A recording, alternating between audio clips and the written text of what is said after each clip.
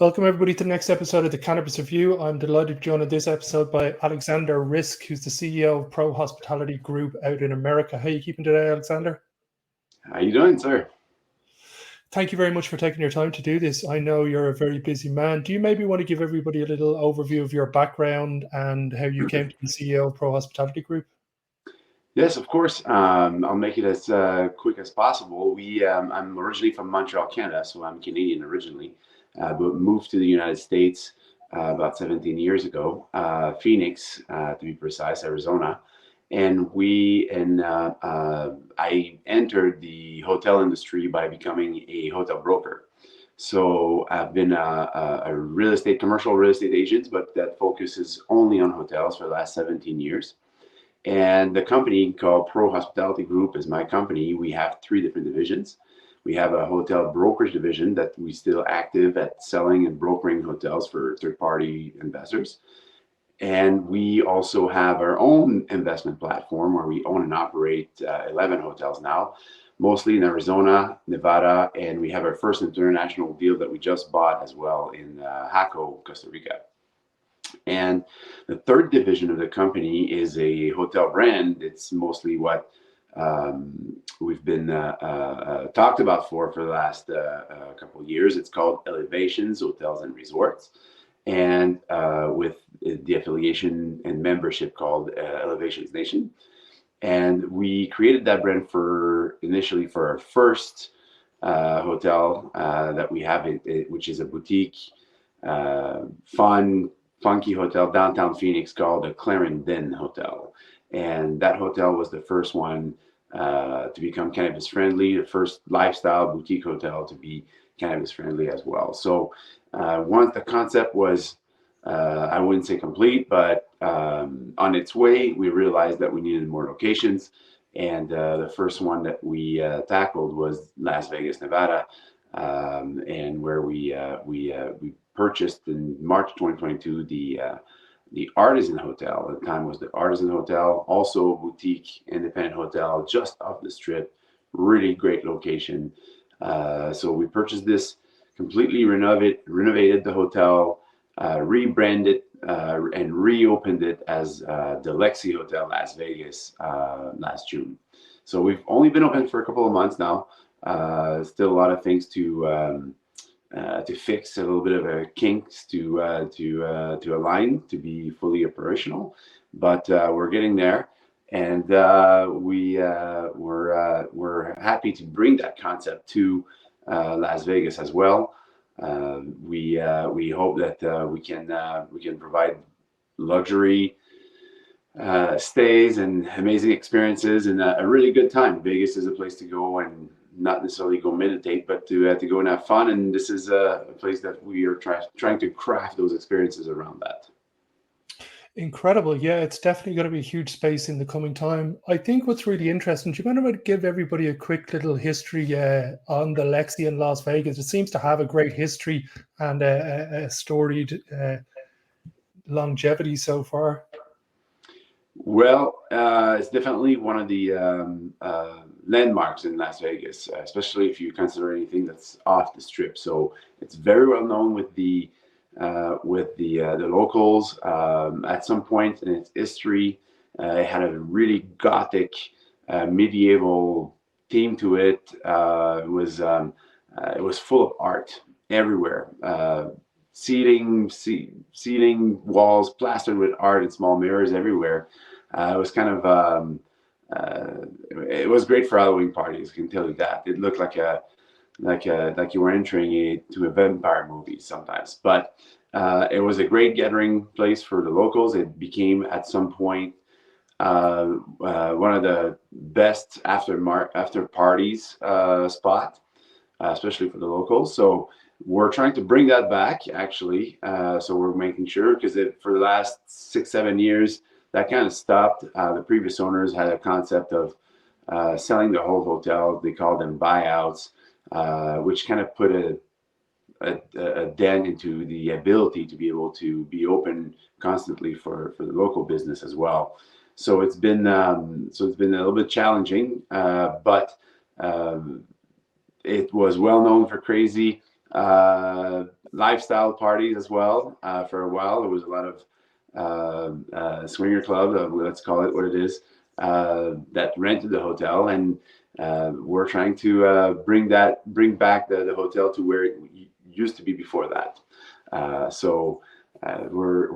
We bring our own concept there. Although we keep it very cheeky and fun, we are one of the only 3 hotels in Las Vegas now grandfathered in with a topless pool license. So European sunbathing, they call it. So we have this open as well. So we keep the fun, cheeky, sexy part of it, but we're trying to bring a little bit more class than what the property had for the last 8 years. Yeah, I know a lot of European people who go to Vegas pretty regularly, and I think your hotel will be a perfect destination for a lot of these. You've got a pretty successful industry over in Arizona at the moment. The strategy for the hotel, it's obviously got tourism on one side of the things, but the amount of conferences and events that happen in Vegas, we've also got MJ BizCon and a number of massive events from November time and around. Are they a key part of the hotel's plan? 100%, they're a key part of the whole market. You can't survive in Las Vegas if you're not playing the convention and group games. So we're not opposed to getting groups. We're not opposed to catering to groups for their needs, the parties, the summer buyout, if you want. But we also want to become and be back into the during the midweek specifically for all the industry people that work into those big casinos, that work into those tourist industry. We also want to be a place where they can come and be one of their locals' favorite. And from Thursday to Sunday, obviously this is leisure and or conference people coming in. But from Monday to Wednesday, we want to reopen our doors to the local crowd. Yeah, I will no doubts it'll be successful with that crowd on those time of days. When it comes to the consumption on property, it's obviously there's no purchasing going on in the hotel. It's just consumption friendly. Correct. So in Phoenix, our concept works really well. We can legally, as long as we are a hotel and as long as we have a private membership on site, and there's a few legal maneuvers that need to happen in order to suspend our liquor license in some areas of the hotel. So for example, in Phoenix, we have a private membership lounge, the Elevation Nations Lounge. So our members that are paying members are allowed to come and enjoy the hotel for the day, all the amenities of the hotel, and they're allowed to bring their own cannabis and go into our private members smoking lounge and enjoy the company of their friends or make new friends there and enjoy the consumption of cannabis. Now, we also have 105 rooms. Only 16 of our rooms in Phoenix are actually cannabis friendly, which means that if you are a guest of the hotel and you bring your own cannabis, you are more than welcome to smoke in your room.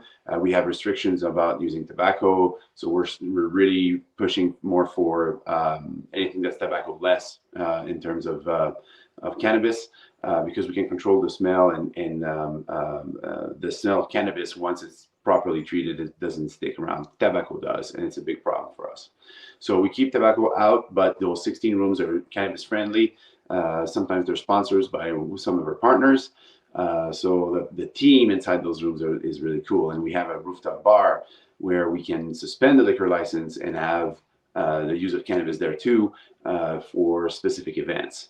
In Vegas, this is a little bit different. We're working with the authorities right now to change the laws or rewrite certain laws to allow us to do a similar concept. Until that's done, the only thing that we can safely do right now is that we converted our main 4th floor as cannabis friendly. We call them our 420 rooms. They're on the 4th floor. They're 428 to Z. But these rooms are equipped with resto air equipment, and they're all hard surface. They're designed to be easily maintained, even with the use of cannabis. And you are allowed to consume them to the 4th floor. and those rooms will be also sponsored by some of our partners. So right now they're pretty generic looking because they're the same that any other rooms in the hotel, with the exception of a couple of suites. But as our sponsors, partners come in, they redesign the room and make them their own. Yeah, it seems like a great branding opportunity. As you said, if you've got a lot of the big players at these big events and walking in and there's a vape or a cartridge on your pillow from one of these top brands is a very good opportunity for these brands. And is there a plan to take the Lexi brand national and possibly international then when European laws allow?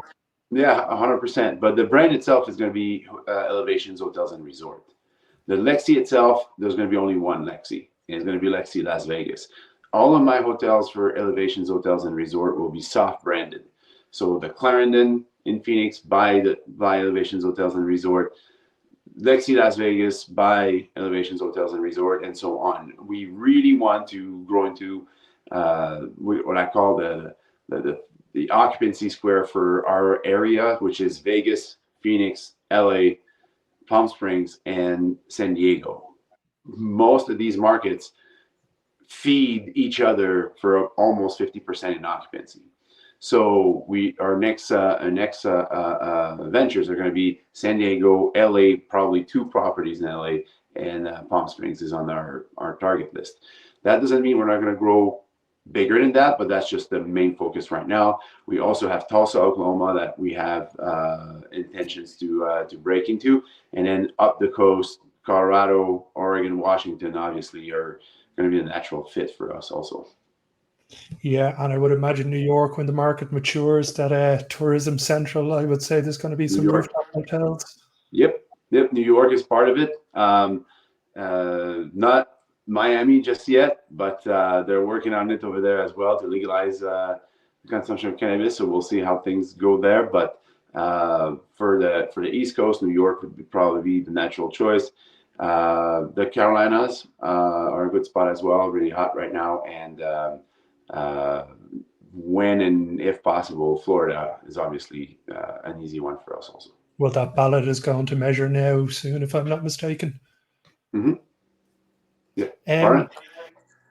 I was just saying that ballot in Florida is the recreational vote is coming up, is it not, in the next couple of months? It's coming next year. I believe it's next year, actually. Same year than the federal elections, 2024. We can see what kind of size market that is already with some of the HHC and Delta 8 products already being sold. I would no doubt it's be a tourism hub for somebody like you. I know you're very busy, Alexander, so I'm not going to take much more of your time. For everybody from Europe who's going to Vegas, the lexilasvegas.com website is below. It'll be in all the various listening and viewing spots of this podcast. But for now, Alexander, thank you very much, and I look forward to staying in a Lexi in Las Vegas when I get over there soon. Thank you. We look forward to hosting you. Until next episode, everybody. Take care.